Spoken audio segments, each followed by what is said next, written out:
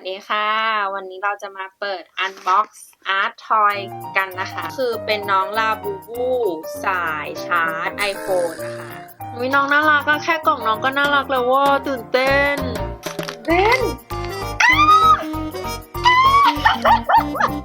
ลาบูบู Animal The Monster